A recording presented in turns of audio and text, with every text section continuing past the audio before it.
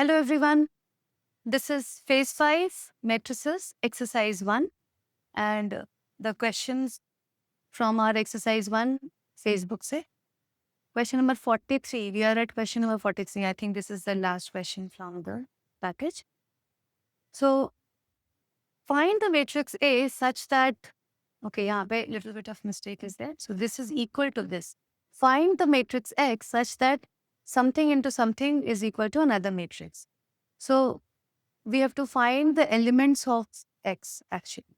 So before that, let us first understand what the order of X has to be for this kind of multiplication to justify. So A into X is equal to B. So for the multiplication to be defined, what is A? 1, 2, 3, 3 into 2.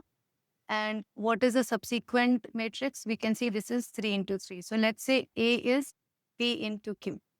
So for this type of multiplication to justify, we know that 2 must be equal to P and then 3 is equal to 3 and Q has to be equal to 3. So that means order of X must be 2 into 3.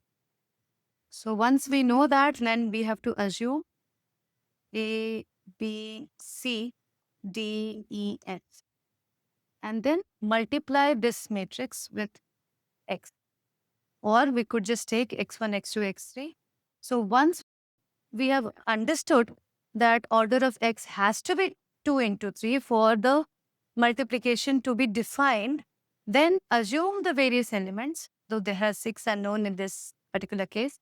And then when you multiply, we will get a relation between all the 6 unknown and they will be equal to the given matrix, which is this case. So after this, what happens is we can see that we will get 6 different equations in X1, X2, X3 and X6. So 6 equations, 6 unknown. We have to just see which one we get first. I think there will be some, X4, X5, X6. You can get just off the, you can see X4, X5, X6.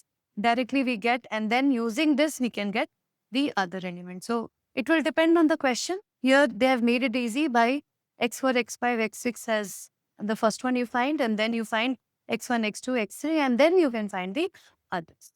So that's how you can find the matrix X in this case. Okay. Thank you.